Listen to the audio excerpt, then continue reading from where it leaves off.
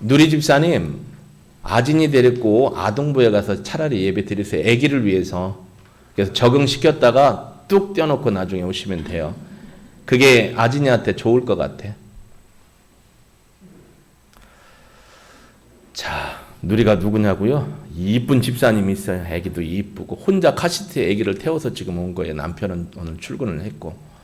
저는 믿음이 참 의롭고 고맙고 감사해요. 근데 아이들을 먼저 생각해야 될 것 같아요. 가서 뛰놀고 아이들과 함께 부딪히고 언니 오빠들 배우고 하는 게 더 나을 것 같아요. 자, 5월이 이제 셋째 주입니다.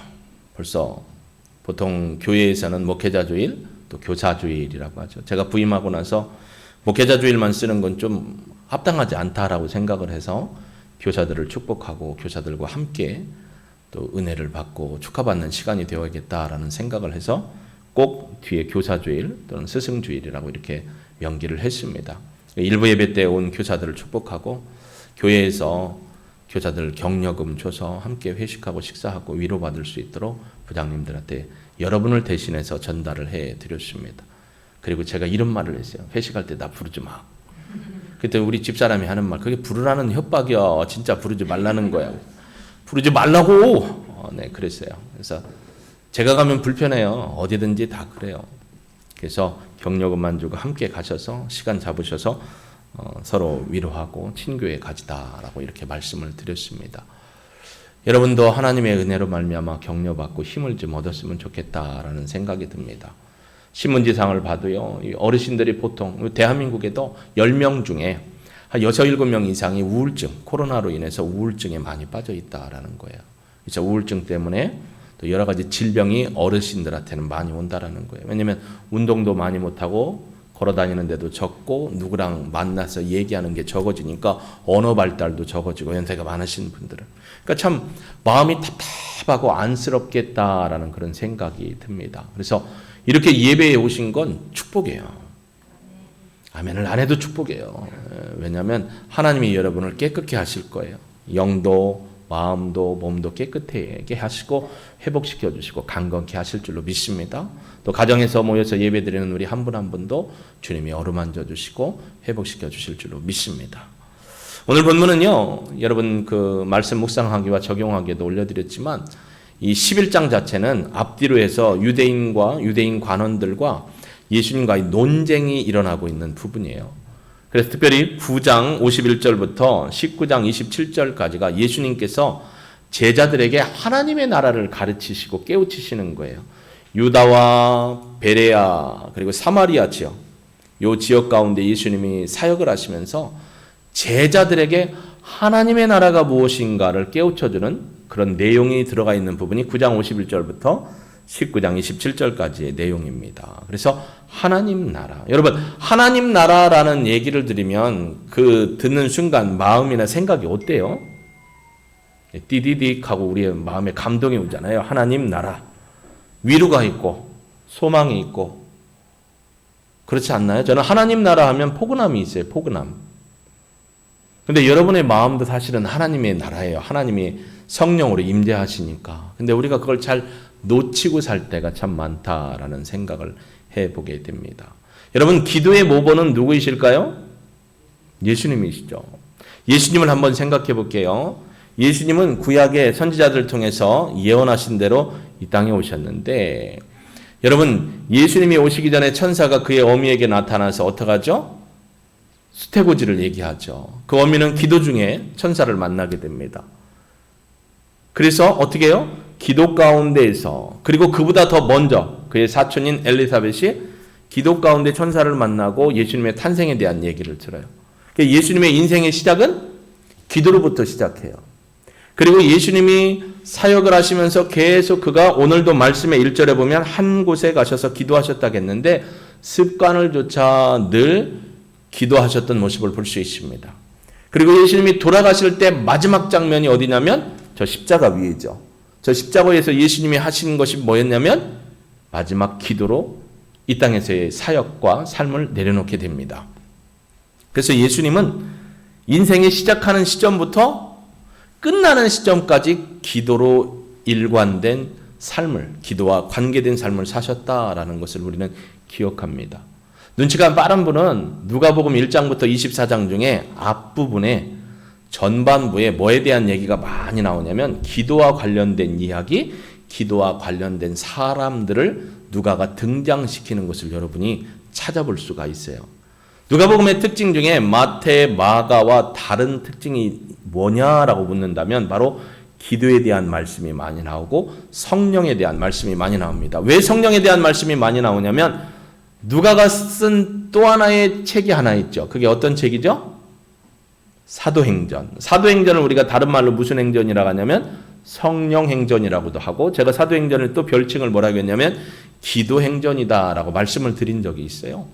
근데 누가가 누가복음도 썼고 데오빌로에게 썼고 또 첫 번째 편지인 누가복음 말고 두 번째 편지를 쓰면서 데오빌로에게 복음에 대한 이야기 나타난 걸 설명하면서 사도행전을 썼어요. 근데 이 누가복음과 사도행전에 공통적으로 흘러가는 가장 큰 줄기 중에 두 가지가 뭐냐면 하나는 기도고 또 하나는 성령이라는 거예요. 성령. 그래서 오늘 본문에도 보면 기도에 대해서 한 제자가 와서 그럽니다. 예수님, 요한의 제자들 보니까 그 스승이 요한이, 침례 요한이 제자들에게 기도를 가르쳤다고 하는데 우리에게도 기도 좀 가르쳐 주십시오 라고 얘기를 해요. 이게 특별해서 그런 게 아니고요. 당시 랍비들, 이 유대의 선생들이었던 랍비들의 특징이 뭐냐면 랍비 공동체, 각각의 공동체는 그 공동체에서 랍비들이 제자들에게 기도를 가르쳐주는 게 유대인들에게는 일상화되어 있었던 거예요. 그러니까 예수님이나 침례 요한만 특별해서 제자들에게 기도를 가르친 게 아니고 그들의 문화와 관습 속에서 스승들이 제자들에게 기도를 가르쳤는데, 여기서 예수님의 제자 중 하나인데 12제자라고 볼 수가 없는 게 뭐냐면 마태복음 6장에 가면 여러분 주의 기도, 주님이 가르쳐 주신 기도문 나오거든요. 거기 기도 내용하고 지금 누가복음의 기도 내용하고 약간 내용이 조금 비유 쓰는 것이나 내용이 조금 다르기는 해요. 근데 마태복음에서 주의 가르친 기도는 예수님의 전반기 사역의 제자들, 12제자에게 가르쳤던 거고요. 지금 누가복음에 나오는 기도는 뭐냐면 후반기 사역에서 가르치는 거예요. 그러니까 전반기에 12제자에게 가르쳤지만 예수님에게는 12제자 이후에 계속해서 제자들이 많이 생겼죠. 그 제자 중에 하나가 전반기 때 교육을 받지 못했던, 우리도 예비군 뭐 훈련하고 그러면 무슨 소방 훈련하고 민방위 훈련하면 전반기 있고 후반기 있잖아요. 마치 전반기 때는 교육을 몰랐어요. 예수님에 대해서 기도에 가르쳐준 걸 몰랐는데 후반기 사역 때 보니까 요한의 제자들이 기도를 하는데 지 스승이 가르쳐줬다는 거예요. 그래서 예수님한테 온 거예요. 예수님, 저희도 좀 기도 좀 가르쳐주세요. 그러니까 예수님이 한 말씀 하시죠. 야 이놈아, 전반기 때 교육을 못하니까 후반기 때 이러지라는 얘기를 안 하죠.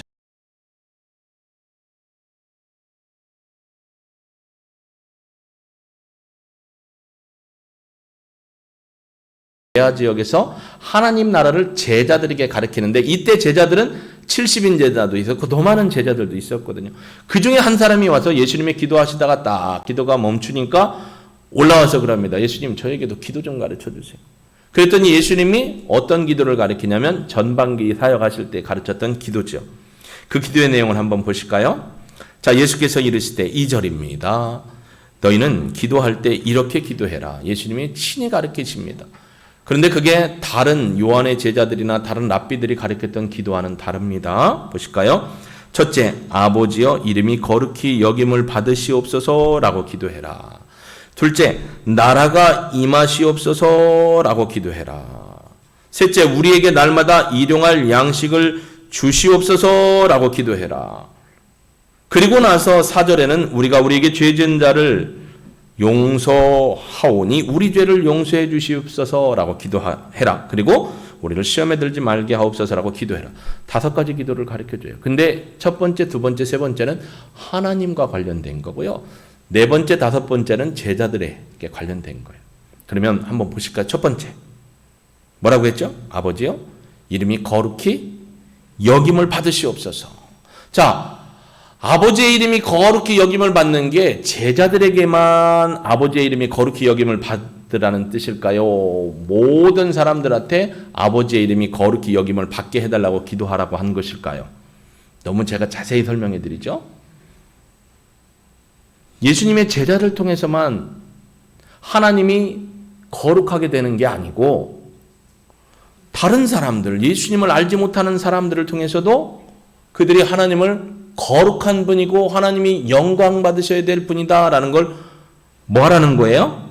그렇게 받도록 하라는 거예요. 그럼 누구를 통해서 이 일이 이루어져야 한다는 걸까요? 제자? 예수님? 제자죠, 제자. 예수님을 믿는 사람들의 뭘 통해서 하나님이 거룩함을 받는 거예요? 삶을 통해서 거룩함을 받는 거예요. 제자들이 나가서 살아가는 삶의 자리에서 하나님 앞에 거룩한 모습으로 살아가는 그의 삶의 양태, 말과 생각과 행실이 예수님을 쫓아가는 삶, 어느 부분에 맞춰 하나님의 뜻에 맞춰서 예수님을 따라가는 삶을 살 때 누가 영광을 받으신다겠죠? 하나님 아버지가 영광을 받으시는 거예요. 요한복음 13장에도 너희가 서로 살아가면 너희가 많은 사람들이 너희가 누구의 제자인 줄 알 거라고 했죠? 나 예수의 제자가 라는 사실을 알 거라고 했어요. 그러니까 믿음의 제자들이 하나님 앞에서 거룩한 하나님의 뜻을 쫓아 살아가는 삶이 결국 믿지 않는 사람들 또 믿는 사람들을 통해서 하나님 아버지의 이름이 영화롭게 되도록 기도하라는 거예요. 결국 누구를 위해 기도하는 거예요? 우리 믿음의 사람들이 하나님의 뜻대로 거룩한 삶을 살아가도록 기도하라는 거죠. 그래서 여러분 기도는 삶이에요. 언젠가 지금 우리가 계속 52조 기도에 대해서 함께 말씀을 나누고 있잖아요. 순종하지 않는 삶, 실천하지 않는 삶은 기도에 연관이 없어요. 그래서 기도하는 사람은 반드시 순종하고 거룩한 하나님의 뜻을 따라가는 삶이 필요하다라는 것을 예수님이 가르쳐 주는 거예요. 기도는 삶이다. 근데 어떤 삶이냐? 하나님의 뜻을 따라 살아가는 삶이다. 그러니 너희들이 하나님의 뜻을 따라 살면 하나님이 거룩함을 입게 된다. 이렇게 살아가도록 기도하라라는 것이에요. 두 번째로 뭐라고 하냐면 하나님 나라가 임하시오며 라고 했어요. 하나님의 나라는 어떻게 임하죠? 물어봤더니 갑자기 임한대요. 하나님의 나라는 어떻게 임했어요? 예수님이 이 땅에 오심으로 임했죠. 하나님의 나라가 이 땅에 예수님을 통해 임하셨어요. 근데 예수님이 가셨어요. 승천하셨어요. 그럼 하나님의 나라, 지금 하나님의 나라는 바실레이아는 끝난 건가요? 아니요. 누구를 통해서 하나님의 나라가 이 땅 구석구석에 임하죠? 우리를 통해서. 믿음의 제자들을 통해서 하나님의 나라가 구석구석에 임하는 거예요. 그러니까 이렇게 기도하라. 하나님의 나라가 이 땅에 임하시오며 라는 기도는 뭐예요? 우리가 하나님의 거룩한 뜻 가운데 구석구석에 가서 하나님의 진리의 말씀을 실천하는 삶을 삶으로 어떻게 하라는 거예요? 하나님의 나라가 여러분의 삶의 자리에 구석구석에서 이루어지도록 기도하라는 거예요. 기도를 가르쳐 달라고 했더니 삶을 가르치고 계신 거예요, 예수님이. 여러분, 이 땅에 빛이 왔어요. 예수님이 뭐라겠죠? 에고헤이미, 나는 세상의 빛이라고 하셨죠. 요한복음에서. 빛이 오니까 뭐가 물러갔죠? 어둠이 물러갔어요. 빛이 오니까 빛이 임함으로 하나님의 나라가 임하니까 사단의 세력이 물러가는 것처럼 우리가 빛, 그 예수의 빛으로 말미암아 빛된 존재가 빛의 자녀가 됐으니 우리가 가는 곳마다 어둠이 물러가면 그곳에 뭐가 임하는 거예요? 하나님의 나라가 임하는 거예요. 세상 가운데 사단의 그런 삶의 공식과 사상의 가치를 따라 사는 사람들에게 예수 생명의 가치를 가지고 가서 우리가 그곳에서 살아서 영향력을 끼치면 그곳에 사단의 모든 사상과 가치가 떠나가고 예수 생명의 공적인 삶이 흘러가죠. 그게 바로 하나님의 나라가 임하는 거예요. 그러니 하나님의 나라가 이 땅에 임하시옵소서라고 기도할 때 그 기도를 이루는 분이 누구냐라는 거예요. 여러분이라는 거예요. 세 번째로 보면 날마다 일용할 양식을 주시옵고라고 기도하래요. 여러분, 날마다 일용할 양식은요, 하나님이 먼저 하실까요? 우리가 먼저 할까요? 예, 하나님이 먼저 하셔요. 너희의 모든 필요를 하나님이 이미 아신다고 했어요. 그러니까 내일 우리가 무엇을 먹을까, 무엇을 입을까? 마태복음 6장에도 가보면 그래요. 공중에 나는 새를 봐라. 들의 백합화를 봐라. 들의 꽃, 요즘에 들의 핀 꽃은 별로 없죠. 장미가 있네요. 들의 장미화를 봐라. 저것들이 뭐 내일 뭐 먹을까? 내일 어떻게 될까? 걱정하는 거 봤냐? 하늘에 나는 새가 내일 뭐 먹지? 걱정하는 거 봤냐? 하물며 너희들은 하나님의 자녀다. 하나님이 너희에게 있어야 할 것을 아시느니라. 할렐루야. 있어야 할 것을 아시는 분이 그럼 채워줘요? 안 채워줘요? 채워준다라는 거예요. 그러면 우리가 일용할 양식을 주시옵소서라고 하기 전에 먼저 그 일용할 양식이 우리에게 채워지기 위해서 필요한 게 뭐냐면 마태복음 6장 33절이죠. 뭐죠? 네, 너희는 먼저 그의 나라와 그의 의를 구하라. 그리하면 뭐라고 됐어요? 이 모든 것을 너에게 더하시리라. 그러니까 우리가 먼저 뭘 구해야 된다는 거예요? 하나님의 나라와 의가 이 땅에 이루어지기를 기도해라. 이 기도를 하나님이 예수님을 통해서 깨우쳐 주신 거예요. 하나님의 이름이 거룩하게 되는 것, 하나님의 나라가 이 땅 구석구석에 흘러가 임하는 것, 먼저 그의 나라와 그의 하나님의 공의로운 뜻이 이 땅에 이루어지기를 위해서 기도하라라는 거예요. 이 기도를 하라고 예수님이 가르쳐 주셨고, 두 가지 더 있는데 그게 뭐죠? 우리에게 죄 지은 사람을 용서하오니 우리의 죄를 용서하여 주옵소서.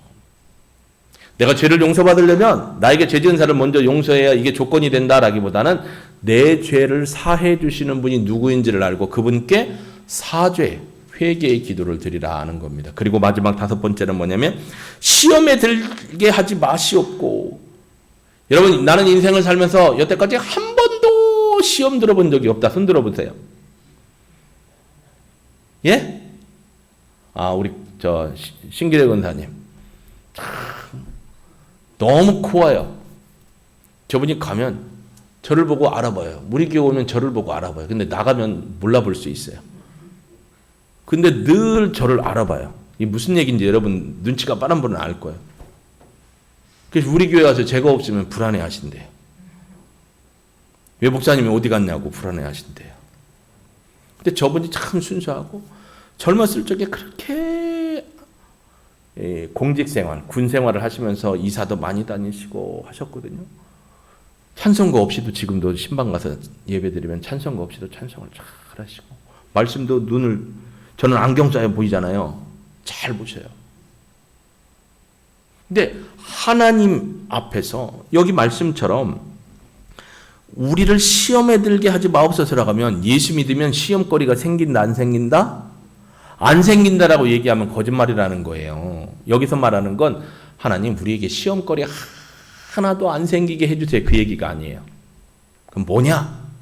하나님 우리에게 시험, 템프테이션이 올 때 그 템프테이션은 누가 주는 거예요? 유혹과 시험은 사단이 주는 거잖아요. 사단이 우리에게 시험거리를 가지고 올 때 우리가 그 시험에 농락당해서 굴복하지 않게 해주세요라는 기도예요.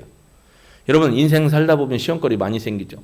교회 왔더니 목사가 삐딱 해가지고 여러분 은혜 못 받고 돌아가서 시험 받기도 하고, 나는 인사하려고 여러분은 인사하려고 올라가는데 목사가 인사도 안 받아주고 악수도 안 해줘갖고 그 주부터 시험 들어가고 교회도 안 나오고, 내가 교회를 왜 다녀? 나한테 인사도 안 하는데 저 인간 때문에 시험들에. 또 밥 먹으려고 이제 김치를 교회에서 담는데 깍두기를 담는데 젓갈을 넣어야 된다, 젓갈을 넣어줘 봐야 된다, 이 갖고 권사끼리 싸워갖고 시험 들고. 여러분 유튜브 찾아보세요. 자두사모가 그러죠. 권사님들 천국은 깍두기 때문에 가는 거 아니에요. 그 유튜브 있어요. 얼마나 교회에서 깍두기를 담는데 어떻게 그냥 맛있게 담는지 그냥 서로 싸우다가 시험 들어가지고 교회 안 나고, 이런 일이 태반이에요. 태반. 사단이 시험거리를 가지고 여러분 앞에 와서 노크하고 여러분을 무너뜨리려고 할 때 어떻게 하라고요? 그 시험에 굴복되지 않고 이겨낼 수 있게 해달라고 기도하라는 거예요. 그러니까 예수님이 지금 5가지의 기도를 가르치는데 그 기도의 방법이 뭐냐? 바로 밑에 나오죠. 그 밑에 5절부터 이제 예화, 비유를 들어 설명을 합니다. 5절부터 나오는 얘기는 그거예요. 한 친구가 있어요. 여행을 왔어요. 그래서 그 친구에게 갔어요. 그래서 왔는데 우리 집에 마땅히 줄 게 없는 거예요. 그래서 뭘 달라고 해요? 내가 내 친구에게 또 가서 노크를 하는 거예요. 근데 그 공교롭게도 그때가 어떤 때라고 시간상? 밤에요, 밤. 여러분 같으면 그러죠. 대낮에 오지 그냥 왜 밤에 와가지고 이렇게 심란하게. 더군다나 이불 깔고 침대에 식구들이 한 방에 다 누웠어. 애들도 있고 부인도 있고 나도 누웠어. 그러니까 내가 잘못 버스럭버스럭거리면 다 일어나게 생겼어. 근데 유대인들의 관습과 상황을 아셔야 돼요. 여러분 중동에 가면 낮 시간대 중동 사람은 대부분 뭐 하죠? 문 닫고? 자요. 우리 이쪽에 있는 사람들이 그 사람들을 보면 대낮에 일해야지 자빠져 잔다고 욕을 할 수 있지만 그 사람들은 자야 돼. 너무 뜨거워가지고. 그러니까 그 낮 시간에 자는 것이 그 이후에 일할 수 있는 원동력이 되는 거예요. 그러니까 여행을 다녀도 어느 시간을 택하겠어요? 뜨거운 낮에 머리 쨍쨍 깨지게 그냥 쓰러질 정도 그 낮에 그냥 여행 다니시겠어요? 아니면 좀 해가 선선해지고 할 때 다니겠어요. 그러니까 그때 출발을 하니까 친구 집에 갔더니 밤이 된 거예요. 그래서 저희 집에 친구 집에 온 거예요. 왔는데 우리가 손님 대접할 게 없는 거예요. 우리 집에. 그래서 제가 권사님네 집에 갔어요. 가서 두드렸는데 이게 너무 늦은 밤이야. 잠자리에 다 누웠다는 거예요. 두드렸더니 안 나와. 그래서 어떻게 해요? 권사님! 안 나오기만 해봐라. 계속 나올 때까지 두드린다. 나왔어요. 왜 이 시간대 와? 지금 우리 식구들 딱 누워서 자려고 하는데 목사님. 미안해요. 내 친구가 왔는데 떡 3개만 줘. 떡 3개. 떡 3개는 한 사람이 한 끼 식량으로 먹을 수 있는 양이라는 거예요. 근데 친구 관계고 목사와 권사님 관계면 안 줄 수가 없겠다. 친구라고 할게요. 친구 관계로는 내가 못 주는데 뭐라고 했냐면 자 8절 한번 띄워보실래요? 8절 11장 8절 같이 읽어볼까요? 시작. 내가 너희에게 말하느니 비록 벗됨으로 인하여서는 일어나서 주지 아니할지라도 그 간청함을 인하여 일어나 그 요구대로 주리라. 이 간청이라는 말이 뭐냐면 간곡하게 요구한다는 거예요. 간곡하다는 건 이게 아니면 안 된다는 거예요. 이걸 쉬운 성경으로 한번 풀어봤어요. 쉬운 성경으로 보니까 간곡하게라는 말이 뭐냐면 친구라는 것만으로는 일어나 주지 않을지라도 끈질기게 조르고 포기하지 않기 때문에 일어나 필요를 채워준다는 거예요. 그러니까 이 5가지의 기도를 가르쳐 주셨어요. 근데 이 기도를 제자들이 그냥 한 번에 딱 듣고 오케이 하고 뭐 매일매일 그렇게 살 수 있느냐? 아니에요. 그러니까 어떻게 하라는 거예요? 끈질기게 강청함으로 아버지 앞에 기도하라는 거죠. 방법이 그거예요. 끈질긴 포기하지 않는 강청의 기도. 끈질긴 기도. 여기도 지금 사실 끈질긴 기도를 하고 계신 분이 여럿 계셔요. 끈질긴 그 기도를 포기하지 말고 하라는 거예요. 심지어 기도할 때 어떻게 하라고요? 구하고 찾고 두드리래요. 계속 점층적으로 우리에게 말해요. 구하고 찾고 두드리는 게 한 사람이 계속하는 걸 수도 있고 구하는 자, 찾는 자, 두드리는 자. 여러분 이거 어디서 많이 요즘에 최근에 봤죠? 구하고 찾고 두드리는 거. 예, 암송 말씀 계속 보내드리는 거예요. 이거 있어요. 구하고 찾고 두드리면 어떻게 된다는 거예요? 구하는 이가 얻고 찾는 이가 찾을 것이고 두드리는 이에게 열릴 것이라는 거예요. 이것도 강청 기도예요. 포기하지 않는 기도. 마음이 굳게 묻어가는 기도. 그러면서 아주 중요한 얘기를 예수님이 하나 하십니다. 그게 뭐냐면 한번 보실래요? 11절 보실까요? 11절. 너희 중에 아버지 된 자로서 누가 아들이 생선을 달라 하면 생선 대신에 뱀 줄 수 있는 사람 있겠냐? 여러분 자녀들이 엄마 아빠 고기 먹고 싶어. 생선 제주도에 우럭 옥돔 비싸요. 옥돔 먹고 싶어 하면 생선 대신에 야 비스무리한데 그냥 뱀 잡아줄게. 그럴 분 있어요? 없다라는 거예요. 생선은 뭐예요? 좋은 거예요. 뱀은 뭐예요? 안 좋은 거예요. 그 다음에 또 뭐라고 하냐면 알을 달라고 하는데 전갈을 주겠네. 왜 갑자기 알을 달라고 하는데 전갈이 나오냐면 알 동글동글하죠. 전갈도요. 몸을 이렇게 오므리면 동글동글해요. 광야 가운데 보면. 그러니까 알 대신 위험한 전갈을 주겠느냐? 좋은 것 대신 나쁜 걸 주겠느냐? 아니라는 거야. 육신의 아버지도 자식이 달라고 하면 되도록이면 뭐 주고 싶어요? 좋은 거 주고 싶다라는 거. 좋은 거. 구하지 않아도 필요하다 싶으면 갖다 냉장고에도 채워주고 뭣도 해주고 싶은데 거기 그리고 뭐라고 하느냐? 13절 같이 한번 읽어볼까요? 같이 읽습니다. 자, 우리 입을 크게 벌리시고 눈을 동그랗게 뜨시고 같이 읽습니다. 시작! 너희가 악할지라도 좋은 것을 자식에게 줄 알거든 하물며 너희 하늘 아버지께서 구하는 자에게 성령을 주시지 않겠느냐. 이 얘기가 뭐냐면 야 나쁜 아버지라도 자식이 좋은 것 달라고 하면 뭐예요? 좋은 것보다 더 좋은 걸 주는 게 부모 마음이야. 그러면 여기가 중요해요. 너희 하늘 아버지께서 너희들이 구하는데 그 구하는 것에 성령을 주시지 않겠느냐. 마태복음은 뭐라고 나왔냐면 좋은 것이라고 나와요. 마태복음을 읽어보면 이렇게 얘기합니다. 이 마태복음에서 기도할 때는 그렇게 얘기하죠. 제가 읽어볼게요. 너희는 이렇게 기도하라. 마태복음 6장입니다. 하늘에 계신 우리 아버지여 이름이 거룩히 여김을 받으시오며 나라가 임하시오며 뜻이 하늘에서 이룬 것 같이 땅에서도 이루어지이다. 이 부분은 누가복음에 인용 안 하죠. 오늘 우리에게 일용할 양식을 주옵시고 우리가 우리에게 죄 지은 자를 사하여 준 것 같이 우리 죄를 사하여 주옵시고 13절 우리를 시험에 들게 하지 마옵시고 다만 악에 쏘구옵소서. 이건 누가복음에 없어요. 그러면서 나라와 권세와 영광이 아버지께 영원히 있사옵나이다 라고 얘기를 해요. 주의 기도문을 얘기해 놓고 나서 마태복음 7장에 가면 이제 우리에게 똑같은 얘기를 해요. 7장 8절에 구하는 이마다 받을 것이요 찾는 이가 찾아낼 것이요 두드리는 이에게 열릴 것이다. 너희 중에 누가 아들이 떡을 달라 하는데 돌을 주며 생선을 달라 하는데 뱀을 줄 사람이 있느냐. 떡과 돌을 얘기가 여기에 마태복음에 나오죠. 그리고 11절은 이렇게 얘기합니다. 너희가 악한 자라도 나쁜 사람이라도 나쁜 부모라도 좋은 것으로 자식에게 줄 알거든 하물며 하늘에 계신 너희 아버지께서 구하는 자에게 좋은 것을 주시지 않겠느냐. 마태복음은 좋은 것이라고 돼 있어요. 근데 누가는 뭐라고 해요? 좋은 것을 성령을 선물로 주시지 않겠느냐. 성령을 주시겠다는 거예요. 근데 우리는 예수 믿으면 우리 안에 누가 오셔요? 성령님이 오셔요. 그러면 누가복음에서 성령을 주시지 않겠느냐라는 건 그 성령을 준다는 게 아니고 우리 안에서 성령이 목 빠지겠네. 성령이 어떻게 해요? 여러분 성령이 주인된 사역을 하시도록 한다는 거예요. 성령님은 우리가 예수님을 믿을 때 오셨어요. 그런데 그 오시는 성령님 얘기가 아니고 성령께서 우리 안에서 하나님의 뜻에 통달하신 성령께서 우리 안에서 하나님의 뜻을 이룰 수 있도록 우리를 어떻게 하시는 거예요? 도와주시고 힘을 주시고 주인 되어 이끌어 주시고 격려해 주시고 가르쳐 주시고 앞으로 끌고 가신다는 거예요. 이 선물이 너희에게 주어진다는 거예요. 아 그러면 우리가 앞에 구한 건 안 주고 성령만 선물로 주느냐? 그건 아니에요. 앞에 우리가 구한 것 강청하고 간절함으로 끈질기게 기도하는 것에다가 하나님이 더 필요한 성령의 충만함으로 여러분을 역사하셔서 이끌어 주신다라는 거예요.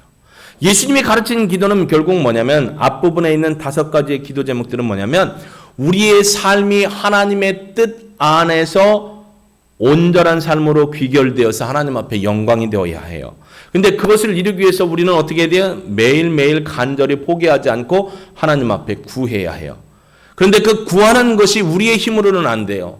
여러분 강청 기도라고 떼쓰는 기도라고 하나님이 다 들어주는 게 아니죠. 기도의 응답은 언제 이루어져요? 하나님의 뜻이 우리가 구하는 뜻과 일치할 때 하나님의 그 때에 이루어지는 거예요. 그러니까 하나님의 뜻이 아닌 걸 아무리 강청해도 주지는 않아요. 하나님의 뜻에 맞게 강청해야 돼요. 그러니까 하나님의 뜻은 누가 잘하시죠? 성령님이 잘하시죠. 하나님의 성령은 하나님의 것을 통달하여 하신다 했으니 그분이 우리 안에서 어떻게 하시는 거예요? 역사하시는 거예요.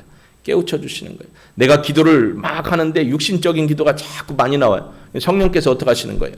깨우쳐 주시는 거예요. 우리의 기도를 육신의 기도에서 영의 기도로 바꿔주시는 거예요. 우리의 생각과 욕망을 하나님의 영광을 위해서 우리가 겸손히 하나님을 찾도록 바꿔주시고 변화시켜주시고 이끌어주신다. 예수님이 가르치시는 기도는 바로 그거예요. 결국 예수님의 기도는 성령을 구하는 기도다라는 거예요. 여러분이 성령으로 충만하기를 주의 이름으로 축복합니다. 오늘 새벽에 제가 새벽 메시지를 여러분에게 10분에게 이렇게 전달하는데 중간에 카톡이 왔어요. 우리 교회에서 새벽에 카톡을 보내면 제일 먼저 반응해서 오시는 분이 최무순 집사님하고 김무순 집사님이에요. 둘이 각축전을 벌여요. 어느 날은 김 집사님이 먼저 보내고 어떤 날은 최 집사님이 먼저 보내요. 뭐라고? 길지도 않아요. 감사합니다. 보내주셔서 감사한 그 시간에 깨어 있는 거예요. 여러분 이 중에도 그 시간 이전에 깨어 계신 분도 제가 알아요. 근데 오늘은 한 분이 감사합니다 보냈는데 그 사이에 다른 분이 보냈어요. 카드를 보냈어요. 목사님, 사모님, 목회자 주일인데 늘 위해서 기도해 주시고 축복해 주셔서 고맙습니다. 감사합니다. 목사님도 사모님도 가정이 평안하고 하나님의 은혜 안에서 거룩해지기를 소망합니다. 하고 기도를 보냈어요. 기도 카드. 목회자 주일이니까. 그래서 저도 어떻게 했어요? 축복의 말을 막 썼어요. 성도들한테 이게 메시지 보내야 되는데 그 상황에서 축복의 말을 막 써가지고 보냈어요. 그랬더니 또 있다가 사진이 또 왔어요. 또 사진. 그럼 나는 어떻게 해? 또 나도 보냈어요. 사진을. 그래 또 왔어. 권사님 그만하시죠 하려고 하다가 또 보냈어. 근데 마지막에 한 번. 그렇게 3번 왔다 갔다 했어요. 그 마음이 너무 이쁜 거예요. 목회자 주일인데 목사님과 사모님이 하나님의 은혜 안에 평안하시고 늘 자신과 가정을 위해 기도해주고 말씀으로 또 축복해주고 어려움 상담해주고 너무 고마워서 드릴 것이 그 마음이라 드립니다라고 보냈는데 이게 너무 귀한 거예요. 저도 축복했더니 본인 또 보내고 또 보내고 3번이 왔다 갔다 한 거예요. 너무 감사하죠. 여러분 우리 안에 성령님이 어떻게 하세요? 하나 되게 하시니까 감사를 찾아내게 하는 거예요. 여러분도 감사거리가 많아야 돼요. 하나님의 성령을 우리에게 주신다는 거, 이게 좋은 것 중에 최고로 좋은 게 성령님을 우리에게 주신다는 거예요. 성령의 주인 되심. 금요일 날도 제가 말씀드렸을 거예요 아마. 여러분이 집 문서를 갖고 있는데 이 집 문서를 명의 이전을 하는 거예요. 누구로? 예수님의 이름으로 명의 이전을 하는 거예요. 지난주 금요일이었던가 보네요. 내 집인데 내 집의 명의를 예수님의 이름으로 바꿔서 예수님 앞에 올려드린다는 거예요. 그게 뭐예요? 나의 주인됨을 내려놓고 예수님이 나의 주인이 돼서 내 마음의 집에 예수님이 오셔서 주인 노릇하시는 거예요. 성령님을 주신다는 건 그거예요. 우리의 기도가 예수님이 가르치고 성령의 충만함으로 묻어나는 기도여서 하나님의 이름을 거룩하게 하고 하나님의 나라가 우리를 통해 이 땅에 구석구석 임하도록 하고 먼저 그의 나라와 그의 의를 구함으로 하나님이 채워주시는 은혜를 경험할 수 있는 그런 기도를 끈질기게 포기하지 않고 멈추지 않고 주님 오실 때까지 할 수 있는 저와 여러분이 되길 주의 이름으로 축복합니다. 성령의 뜻이, 성령의 능력이 아니면 이걸 할 수가 없어요. 그래서 우리가 매일매일 주의 말씀 안에서 성령의 충만함으로 여러분이 세워져 가기를 주 예수 그리스도의 이름으로 축복합니다. 성령이 아니면 어떻게 돼요? 지쳐요. 성령님의 역사가 아니면 어느 날 갑자기 미워질 수가 있어요. 누가요? 여러분 말고 같이 사는 사람이. 여러분 미워한다고 하면 오늘도 나가면서 시험 들어갔고 목사님이 또 나를 미워하는데 그렇게 오해할까 봐 여러분은 못하겠고 우리 집사람이. 은혜가 되면 이뻐 보여요. 근데 은혜가 안 되면 어떻게 돼요? 뭘 입고 찍어 발라도 어떻게 되겠어요? 경험 있는 분은 묻는 거 아니에요 지금. 그러니까 성령의 은혜가 우리 안에 충만하기를 기도하라는 겁니다.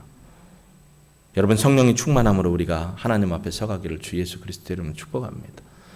성령님은 모든 걸 통달하셔서 우리의 마음의 생각까지도 바꾸어 주셔요.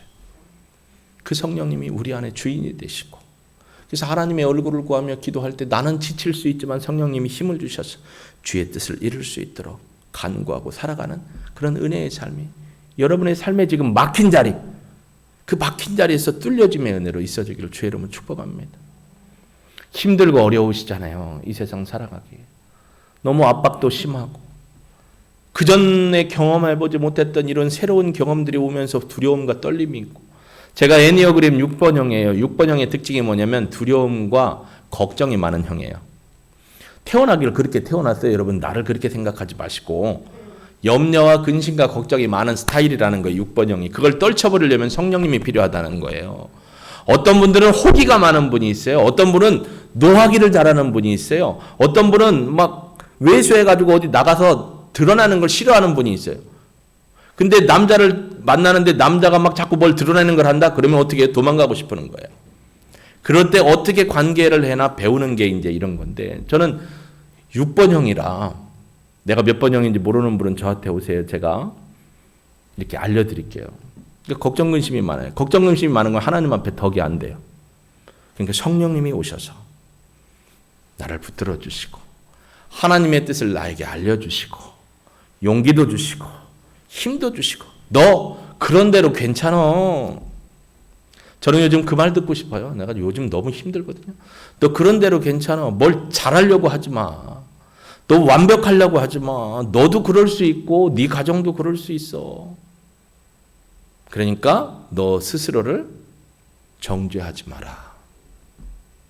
그리고 남들이 너를 어떻게 볼까 두려워하지 마. 이게 하나님이 요즘 저에게 주시는 메시지예요. 성령을 통해서. 저희 좀 뻔뻔하게 살고 싶어요.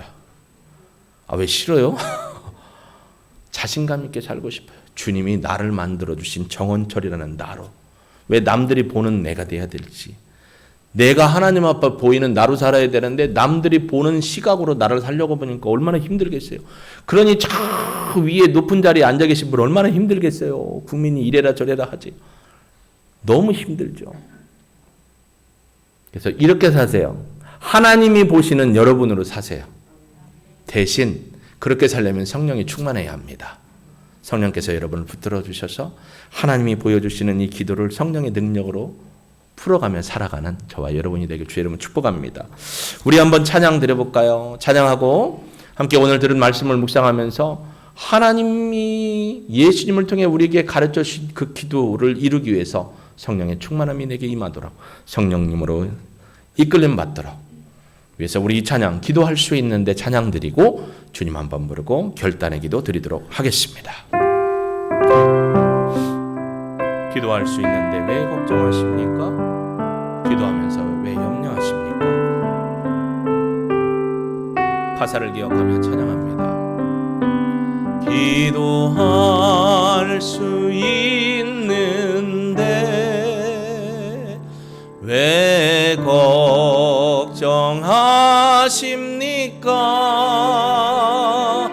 기도하면서 왜 염려하십니까? 기도할 수 있는데 기도할 수 있는데 왜 실망하십니까? 기도하면서 왜 방황하십니까?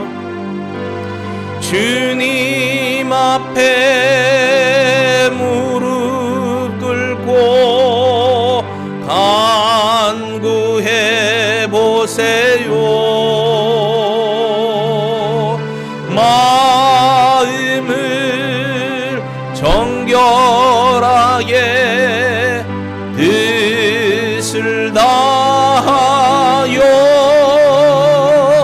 기도할 수 있는데 왜 걱정하십니까? 기도하면서 왜